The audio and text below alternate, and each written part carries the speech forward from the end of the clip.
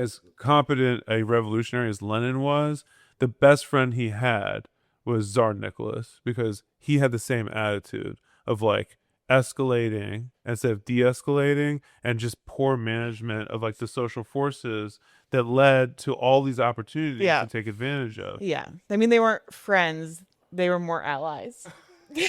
They were more achieving the same results together. Yeah. But I don't dance think partner, if you will. I don't think yeah, a dance partner, but with no dinner. They never dined.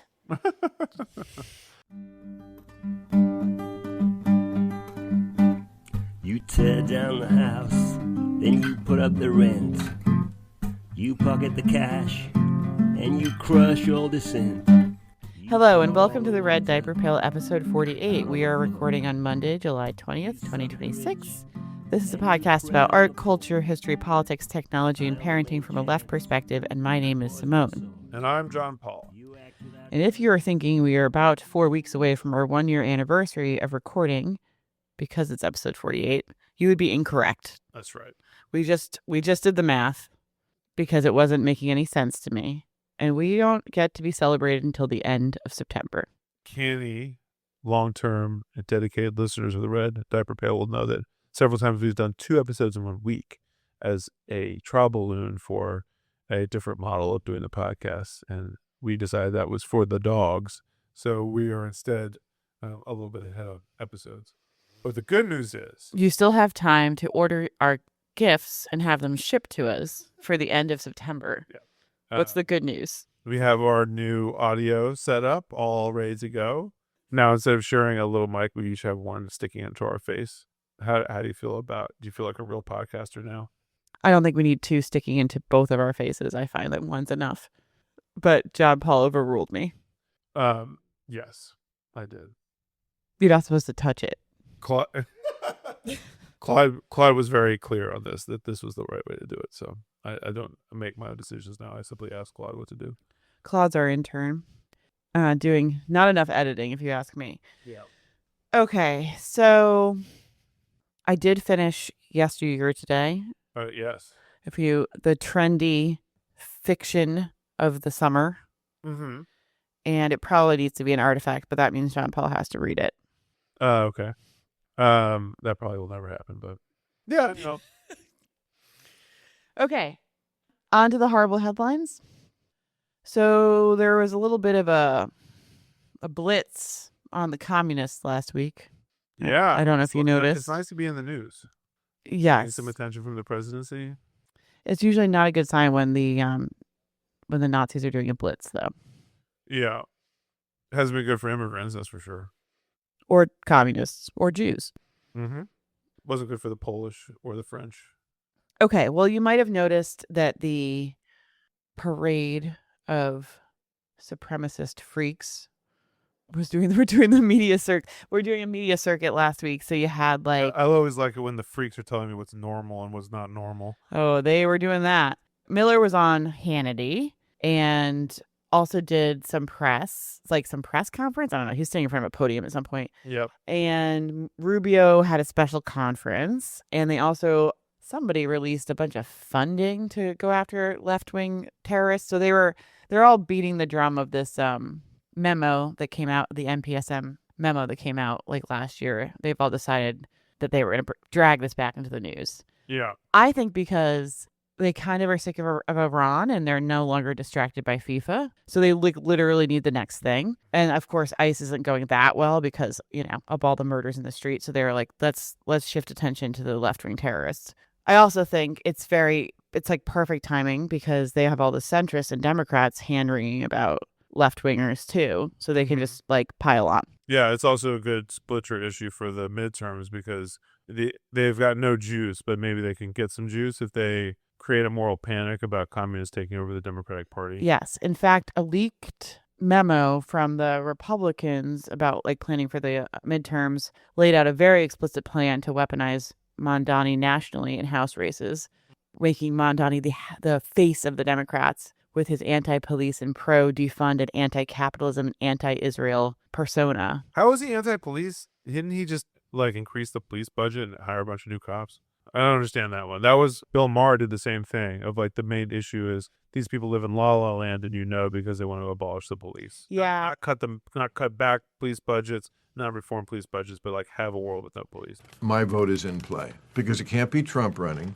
Mm-hmm. So I'm not living in communist America. I mean, I know the talking point is that, well, it's not communism, it's socialism. Okay, I've read the quotes from the DSA platform, from their own mouths. Don't tell me I'm not seeing what I am seeing. And DSA, again, they say things like, takeover of key industries, government.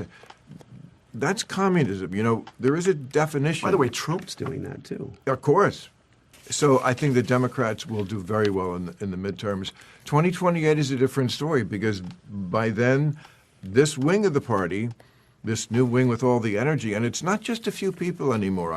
Every day I read about a new person in some Colorado and Wisconsin, somebody who is saying some variation of not defund the police, abolish the police. No prisons, no police. Like, what world do they think we could possibly live in under these conditions? It's just a level of nutty that I'm so glad that whenever it was, I was like, no, I'm not going along because this is where it ends. That was pretty bullshit. And he's pretty deliberately keeping the commissioner he has, Tish, because it gives him cover. So, but you don't have to tell the truth. On Fox's Hannity, reacting to the Mondani-backed New York primary wins, Stephen Miller said, quote, how far this cancer has spread and is spreading through the Democrat Party, and that the primary voters are picking, quote, the most socialist, the most communist candidates that possibly exist. The radical left base of the Democrat Party is electing the most socialist, the most communist, the most lunatic candidates, the most fringe candidates that possibly exist. Every one of them, against cops, against ICE, against Border Patrol, against borders, against jails, for every crazy trans idea, against every single tenet of traditional American values, principles, religion, God, all of it. I mean, no one has called me up, so. Yeah, I don't know if he knows about ultras. That would blow his mind. He also, I was reading, he has some really frightening quotes that are quite dehumanizing. I mean, besides like the cancer, like, usually when we talk about people as cancers, that's like a big sign that you're heading towards some atrocious social problems. Right. Yeah. But there's like a lot of like non-human, unhuman language. But let's not pretend for a moment that these radical leftists, these terrorists, are operating from a place of sincere political conviction. Sure, there are plenty of useful idiots that they use who may believe these discredited ideologies.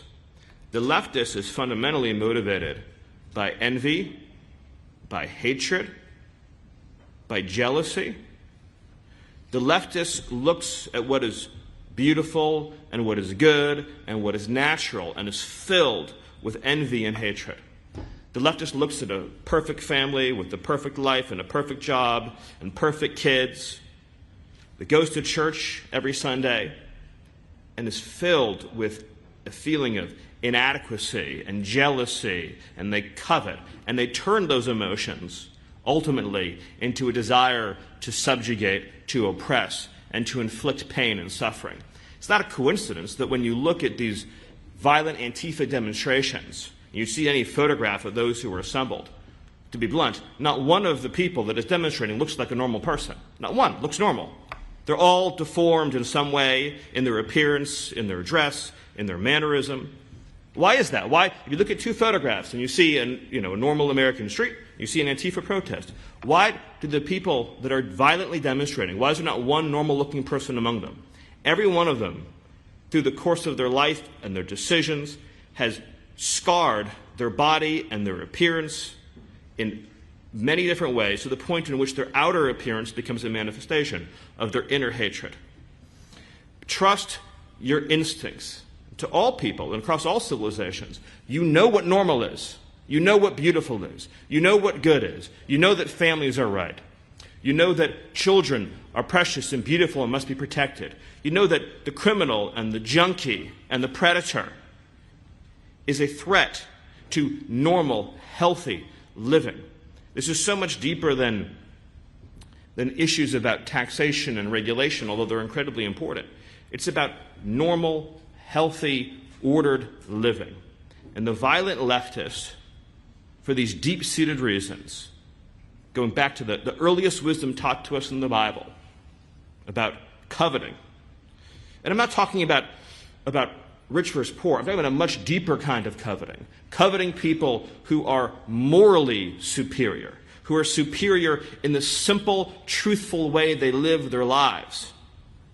People that they look at who are happy and ordered and peaceful and contributing to the communities. That burns an ember in them, and that's how you end up with the horrors we've seen throughout history, where good families are dragged out into the street and executed. You also have, this is Rubio. This was also last week. He had a State Department speech of the opening of his conference which is called the Ministerial on the Resurgence of Political Terrorism. Yeah. He called it a distinctive and unique evil, a hatred above all else for civilization itself. And that he went on to talk about how there's been a rise in political violence by the left and warned the communists, if not confronted, will destroy America. Of course, there's no actual evidence that there's been a higher incidence of any sort of violence or disturbances from the left. In the last few years, it's mostly been the right. Yes. Harvey Milk had this thing where he asked people to come out to their families and stop hiding in a closet.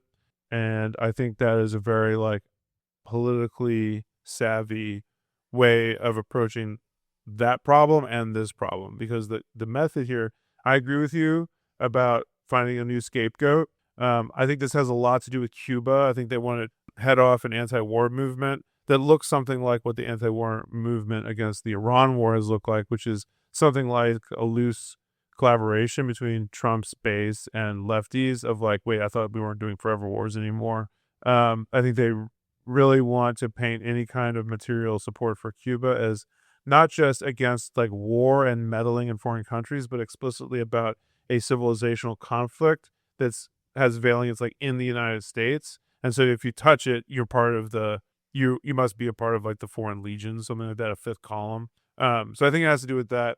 I also think that people have a growing sympathy for immigrants, which has been the attempt was to say there's good immigrants and bad immigrants. So if you're listening to this and you're worried about it, you can assume you're one of the good immigrants, and we'll leave you alone. And you should vote for us. You should support us, but you shouldn't panic. And there was a related discourse about recent immigrants versus longer-standing immigrants and all that kind of stuff, which led to a lot of immigrant or children of immigrants supporting the Trump thing, and a lot of other people who are the guy that does work on my house is not going to be the target. They're going after literally, I guess there's gangs out there. I mean, I've never met one of these people, but there's Venezuelan gangs, and I don't want those in the United States, or they're going to go after those people.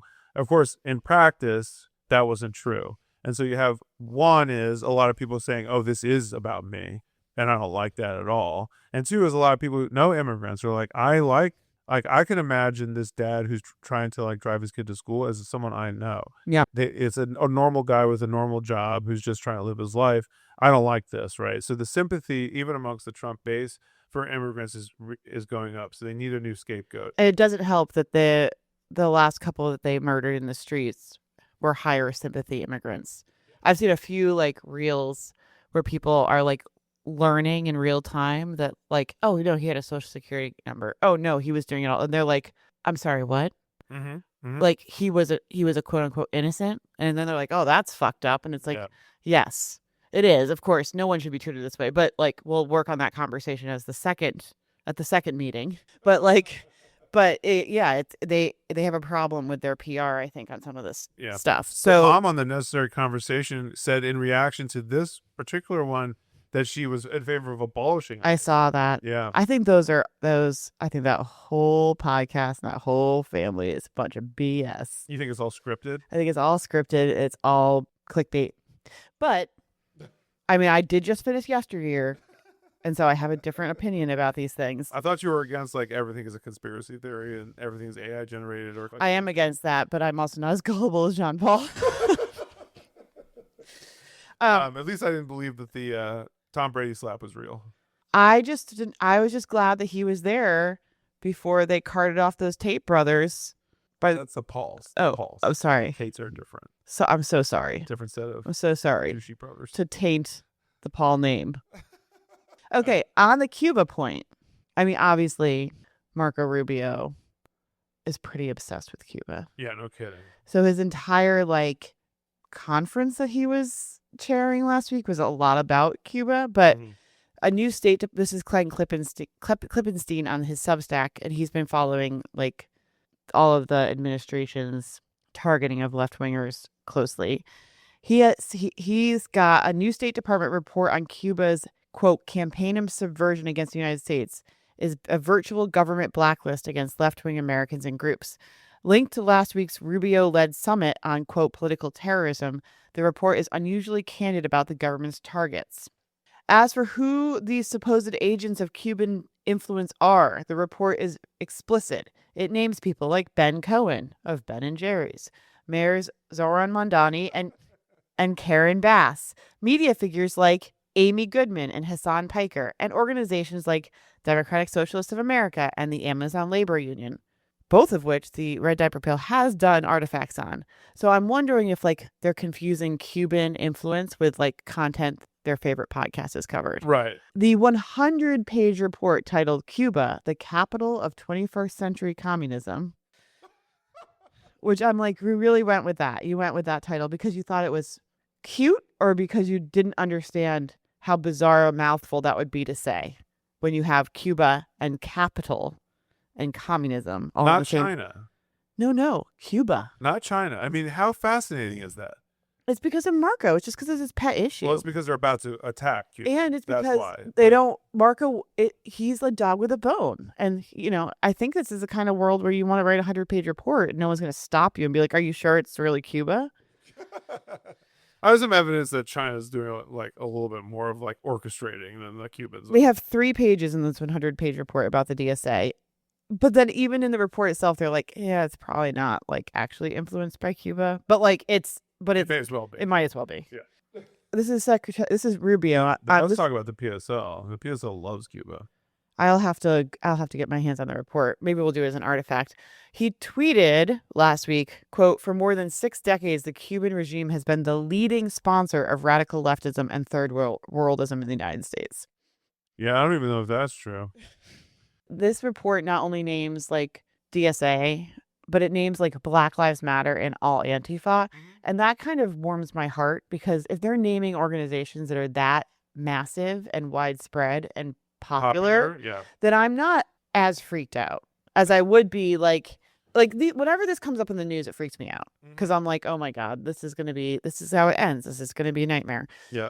But then they do things like name Amy Goodman. And I'm like, you try to take Amy Goodman. Go ahead. That woman is connected to every single progressive that's ever existed. And the listenership of Democracy Now!, because it's not that far left, is huge. Yeah.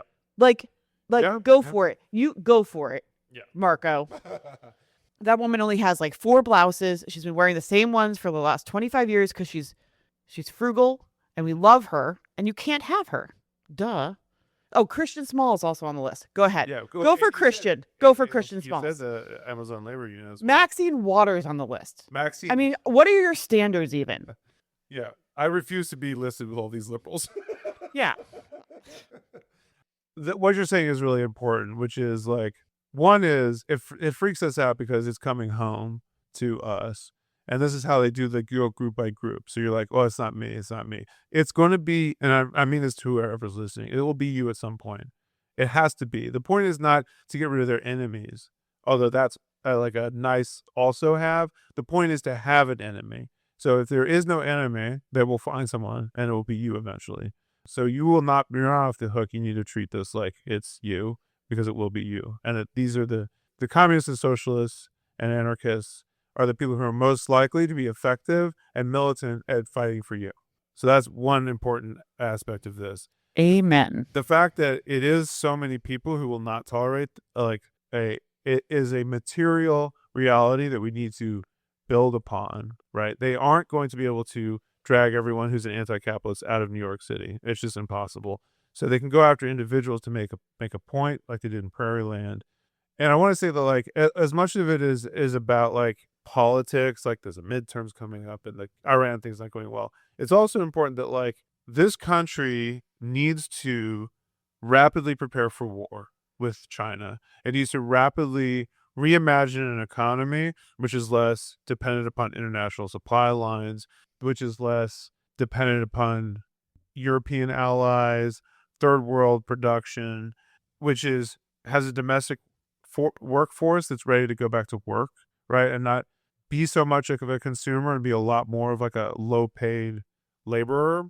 And communists and socialists stand in the way of that. Like these ideologies, like fighting against racism is very dangerous for a group of people who are very intent on building a fascist country that can, they have to organize society to be prepared for opposing China, both their like ambitions to be like a regional hegemon, but also like an impending world war. And to do that, they need workers ready to accept a lot less. They need people to be not fight against racism so strongly, to be less organized. And in order to achieve that, they need leftists out of the way. Like leftists are a big problem for that because the attempts by the Democrats to co-opt the left and bring it back into the system, which had been successful for decades, basically fell apart with Gaza. That whole process fell apart with Gaza. And the Democrats are no longer able to like metabolize the left, I think, in the way that they were before. Well, that's sort of some of that's yet to be seen. It's possible that the Democrats can mobilize just around horror at Trump and get back on top that way without promising much else. But my guess is that no, that they're going to have to make some concessions, which are not concessions they can afford to give. I think that's a real important piece of this puzzle is like people are used to thinking, particularly on the left, are used to thinking in terms of we can force them to do things. And like when capitalism has extra stuff to spare, you can't force them to do things. But more and more, capitalism is not going to be able to afford extra stuff. And then every demand becomes an existential threat of can we actually afford this? How much of the stuff that we actually have to do is going to be sacrificed to do these things that we're being forced to do? And that's where fascism plays a key role, both for Democrats and Republicans. So, Yeah, and it's also, I guess, one way to think about it is, well, it's a bit of a dialectic, but it's not a coincidence to see the sort of the mainstreaming or strengthening of people who identify with leftist politics happening while the tactics to deal with them are getting more aggressive. Because you're right, it's a failure of the liberal blob to absorb it in sort of a more friendly way. And so as that fails, you might see an uptick of like, in my lifetime, it is much more normalized to have a conversation with someone that's anti-capitalist than it was 5 years ago. Like, yep. I used to be very self-conscious about some of these conversations. And now it's like, if you're not talking about it, you're the weirdo at pickup or in some sort of non-political space. Lots of people are like, oh yeah, capitalism sucks. Makes sense that aligns with sort of the Democrats' failure. They're like pearl clutching about this, and also the sort of outright fascist rhetoric. Yeah, it's all very connected forces. Yeah. So that's the why. The how I think is also interesting and important to like reflect on, and this is going back to my Harvey Milk parallel. They are going to try and paint people on the left as something distinctly different than quote unquote normal and quote unquote outside the mainstream. And they're doing that for a couple of reasons. One is obviously they want you, just like with immigrants, this is not you, this is not people you know. These are some weird other thing that has nothing to do with you that's actually a direct threat to you. So that's one thing. Two is there's a kernel of truth. Every good propaganda has a kernel of truth. A lot of people on the left are people who do not jive with what is quote unquote normal. They feel excluded by, ostracized by, rejected by the quote, like the normal, which is the political center. And usually that's for material reasons. Like obviously Black folks and trans folks, in my experience, tend to be amongst the most radical people because their experience with the system has led them to the conclusion that the system doesn't have a place for them and therefore must be not reformed but recreated in order to make sure that there's a space for them. And that goes for a lot of people. Like a lot of people like, I don't want like the life that my parents told me to live, where I have this type of job and this type of marriage. I don't want those things. And they find a home on the left that's looking to like critique, deconstruct, and reconstruct ways of being in the world, which are opposed to American quote unquote normalcy, right? So all that makes sense, and all of that is stuff that is not just liberatory for people on the left, but also liberatory for people who have not yet been exposed to those critiques, but are also oppressed by a system that expects a certain sort of behavior from them that doesn't necessarily jive with who they are, what their actual preferences are. There's an attempt to liberate even the normies. And Stephen Miller is here to tell you that the sense you get of what is right and normal that we have placed there from your birth, which is you've been taught what to revile, you've been taught what to feel icky about, and the left is going to ask you to examine that. Where did that come from? Why is it there? Who does it serve? And we're here to tell you that you should never examine that you should move forward with that as some sort of divine truth that is greater than your own reason, than your own sense of right and wrong, that couldn't possibly, like the reason why homosexuality is icky to you is something that's beyond reproach, that is part of the natural order of things, probably God related, and that you should lean into that. So indulge in that. On that note, and on the dehumanizing language note, are you familiar with the book Unhumans, The Secret History of Communist Revolutions and How to Crush Them? I am not familiar with this. This is a 2024 book written by Jack Posobiec and Joshua Lissick. The foreword is by Steve Bannon. Okay. The cover was blurred by J.D. Vance. It was a New York Times bestseller. And it's literally called Unhumans. They have a whole thing where they're like, they call them unhuman because they're unhuman, like it's a verb. They've unhumaned themselves because they've removed themselves from, they're excluding themselves from civilization and humanity because of what they stand for. You're right. But it's obviously also a very convenient and very heavy-handed way to dehumanize a group of people. Yeah. But it's supposedly this like chronicles the playbook of the leftist uprising of the last 250 years and how it's always the same and how these unhumans are seeking to seize power and how the current political conflicts we are in are due to this the unhumans, particularly in HR departments and college campuses. As you know, that's where it's a real hotbed. Just ours in HR departments. Yeah. And it's like a fairly notable book, and it's been fairly, New York Times bestsellers, I don't know, it's kind of a BS business, but this is, I think, this is like their framework. Yeah. And it's only going to become more heavy-handed. They are literally arguing that innocents need to be protected from the unhumans who live beyond and outside of humanity and civilization because of what they stand for. Yeah. I don't know how you, like, having studied quite a bit, like the rise of genocide and the rise of the Holocaust and how how do societies begin to crumble apart so quickly and so completely to allow for the extermination of groups of people.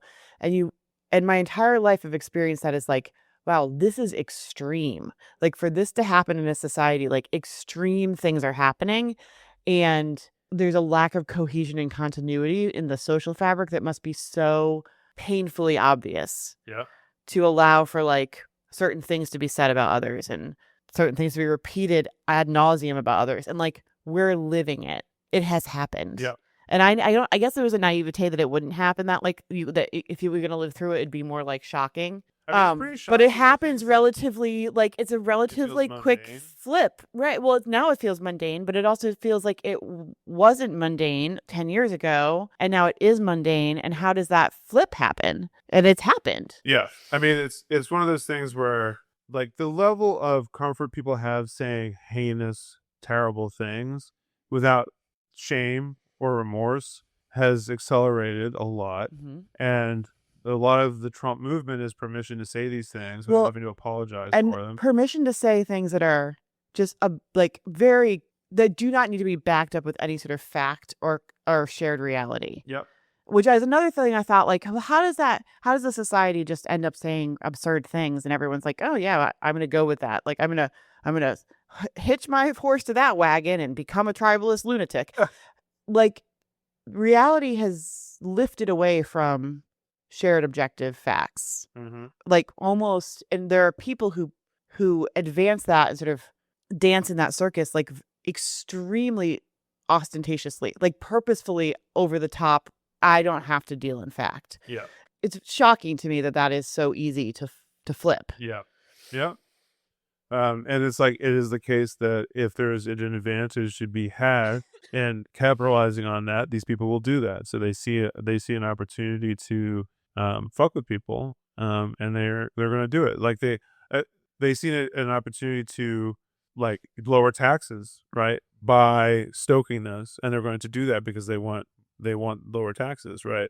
So the antidote here is twofold. One is you need to come out to your friends and your family. You need to be as honest as you can about what your politics are and why you have them. There are certain advantages that people like us have. We're in a marriage. We have a nuclear family with 5 children. What? We have relatively normal jobs, lifestyle, right? We're not particularly alternative people in our like conduct and mannerisms. Haven't the elections. I don't know who you're talking about. I don't know what life you're describing. So that's not my life. This is not my house. You're not my wonderful wife. How did I get here? There's an advantage in that because it undermines this narrative that only people who are jealous of like a certain type of living, which they're prescribing as the normal mainstream one, would ever get involved in these politics, right? So it's important for like people like us to be like, yeah, we're communists. We're not motivated by being envious of our neighbor or envious of people we see on TV. We're motivated by being extremely mad about the way people are treated, especially the way people who are producing all the good stuff in society are treated, and the way that people who parasite off of those people get to make all the decisions. We're very mad about that.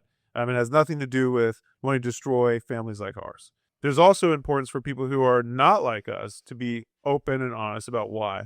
Tell people that what you're mad about. Tell people why their politics of liberation from social norms, destructive social norms, are also liberatory for them.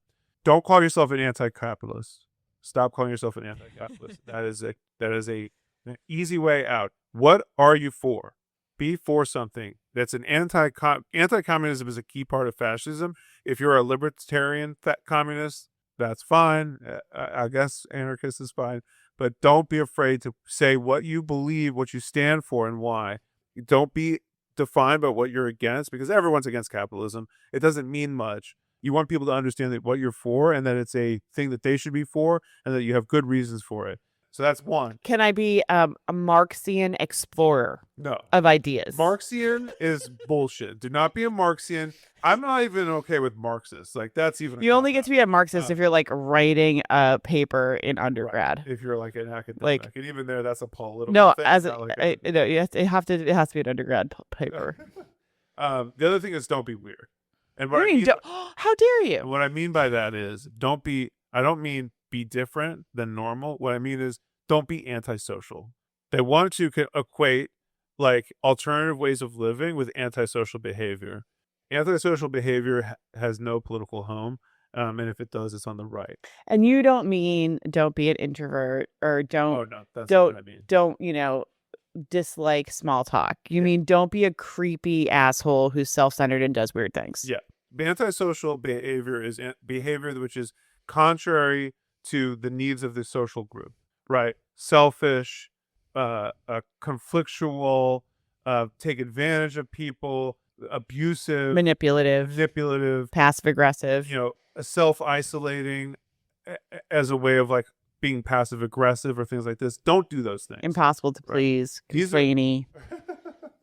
I mean, if you're a child, you're allowed to be working through those things. Right, and my fellow men, you're not allowed to be a child anymore. So stop it. But this is another important thing, is like you are representing not yourself anymore. You're representing a political movement and all the people in that political movement. So you have to be thinking about the way that you conduct yourself. This is a political question. It is not a question of what do you owe the normies or what do you owe. I'm not going to get into like debate about like whose job it is to do emotional labor, blah, blah, blah. If you are going to be part of this movement, then you need to be disciplined about your conduct and how you think about other people and how you think about like the way you are in the world. But here's the good news is you and the people in your life are going to benefit from you being out as a communist. They're going to see communists and socialists and anarchists as people like them. They're going to see... Or a communist curious. Some people need an on-ramp. You can take an on-ramp. Those people are going to see... Not a Marxian. Have expanded ideas about what liberation looks like, what it could look like for them, new ways of handling the problems in their own lives in the immediate term and in the long term. They're going to have an expanded community of people that they wouldn't be able to have contact with otherwise for reasons of racism, for reasons of politics, for reasons of class. And it's going to be good for you because when you are a good person who shows up for other people and stands for what's right, and you're a communist, it's much harder for them to go after you. You want all the people who know you to be outraged if they try and go after you. Just the same way that Simone is outraged when they try to go after Amy Goodman. You want all the people who live on your block, who live in your building, who work at the place that you work, to be outraged if they try to go after you. That is actual safety for you. And so, like, this is an important moment where people need to, like, make a conscious decision now. Couldn't agree more. The other horrible headline is that I believe Trump is going to begin tariffing the wildfires. Oh, right. And it's like only sort of a joke. They did announce 50% tariffs on like a bunch of things starting this month today, so on July 20th. And he's all upset that they're being discriminatory against American goods, and that's not even the tariffs he's gonna hit him with because of the wildfires. Those are still to come. The asymmetry, which is that when we have wildfires that affect Canada, they send down helicopters. Well, when they sent people for the LA fires last year. Yeah, they send down helicopters and firefighters to help put it. And those cool things that dump the water, because they have like the best planes that dump the water. Mm-hmm. Learned about that when they sent them for LA. Yeah. And of course, our reaction is everything that's an inconvenience is an assault on us, and we are owed recompense. That is antisocial behavior. Yeah, it is antisocial behavior. It's like literally like if you think of like the guy who lives in the house down the street who like needs help, but if you do anything that inconveniences him a little bit, he wants to sue you. That's what these people are like. Like that, their politics are generated from a place of like, I am eternally aggrieved. I am internally entitled to everything that I want, including your help, and I'm eternally aggrieved for everything that mildly inconveniences you. And that's an important, again, like it's dividing humanity, getting people to not see themselves as like we're all in this together stuff. Like we have to fight that by teaching cynicism. Mm-hmm. And it's a disgusting, I mean, what a disgusting political instinct and motivation. And people are like it's all, I'm sure, like coordinated to see all these accounts posting about how, like, even Meghan McCain is like, yeah, they were horrible neighbors. It's about time somebody held them accountable for their wildfire, shit like that. But it, it's effective because it strikes a balance with people. I think a distinctly American thing of like, I have my castle and I should not be inconvenienced at all. I couldn't agree more. And now onto the artifact. Yep, onto the artifact. But candles will burn, and time will reveal all that you've done and the money you steal. The suffering you're causing gives you no pause for thought. You got your claws in the dead summer's heart. Birds will return, as the birds always do. When they come home to roost, they'll feast on you.